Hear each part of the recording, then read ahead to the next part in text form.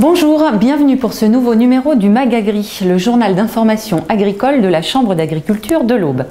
Ce mois-ci, je vous propose d'aborder deux sujets, les bancs d'essai moteurs ainsi que l'évolution de la plateforme Space.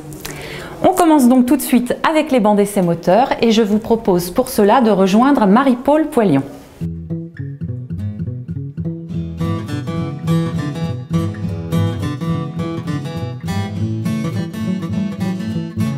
Bonjour Marie-Paule. Bonjour Alexandra. Début janvier vont se tenir des journées bancs d'essai moteurs. Peux-tu nous dire s'il te plaît quels sont les avantages à faire tester son tracteur? Pour l'agriculteur, le principal intérêt est économique, réduire sa consommation en carburant et donc le coût de ce poste. Ensuite, les courbes réalisées mettent en évidence la plage d'utilisation du moteur les plus économiques.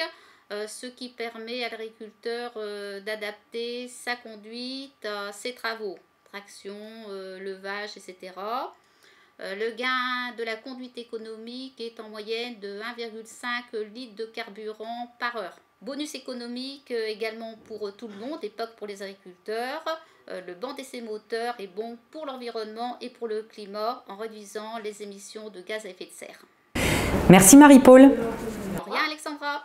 Au revoir. Les bancs d'essai moteurs et la vérification des engins de levage sont organisés par la Chambre d'agriculture en partenariat avec la FDCUMA de l'Aube. Ces journées auront lieu du 9 au 13 janvier prochain. Nous vous invitons à consulter le site internet de la Chambre d'agriculture sur lequel vous trouverez le programme et surtout le bulletin d'inscription.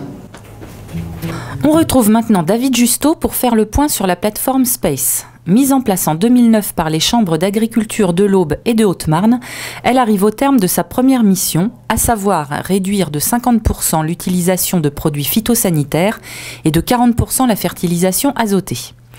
David va nous donner quelques résultats et les nouveaux objectifs fixés. Pendant 6 ans, on a tenu nos objectifs.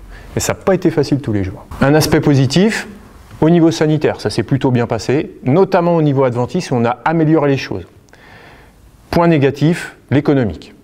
Là, on a observé une perte de marge de au moins 200 € de l'hectare par rapport aux parcelles voisines.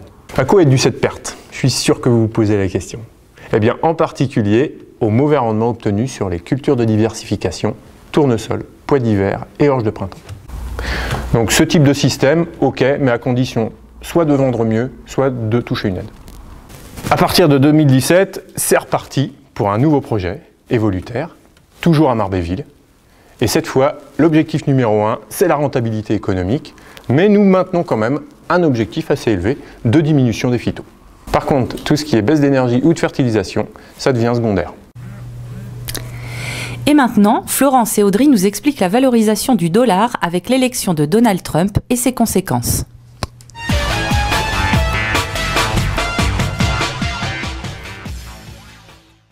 Ah bah dis donc, il leur aura fallu 6 ans pour réagir. Bah oui, t'as raison, depuis le temps qu'ils sont ensemble, ils auraient pu se marier il y a bien longtemps. Mais non, je parle du dollar américain. Ah. Bah et alors, qu'est-ce qui se passe? Ils ont mis fin à leur politique de dévalorisation du dollar. Non. Depuis la crise de 2008, la politique américaine, c'était un dollar plus faible pour être plus compétitif, mais ça pouvait pas durer. Aujourd'hui, avec l'élection de Donald Trump, ils tendent vers une politique avec un dollar plus fort et plus affirmé. Et donc? Et donc, un dollar plus fort égale un euro plus faible. Mais un euro plus faible, c'est pas très bien pour l'Europe, ça? Eh bien si, on est plus compétitif à l'export sur le marché du blé, parce qu'on est moins cher sur le marché mondial. D'accord, je comprends mieux, mais c'est quoi les conséquences pour la France? Avec une quantité et une qualité moyenne du blé français, on est plutôt sur le marché européen. Nos voisins européens comme l'Allemagne, eux, seront plus compétitifs, feront plus d'exportations et nous laisserons plus la place sur le marché européen. Mais alors c'est génial, ça va augmenter les prix, ça? Non, ça va les stabiliser jusqu'à ce qu'on connaisse les récoltes du soja et du maïs au Brésil. Il faudra attendre cette échéance-là pour connaître les évolutions du marché. Ok. N'empêche qu'ils auraient pu se marier il y a bien longtemps quand même. À vos agendas maintenant, si vous ne l'avez pas encore retenu, du 9 au 13 janvier prochain auront lieu les journées vérification des engins de levage et bancs d'essai moteurs.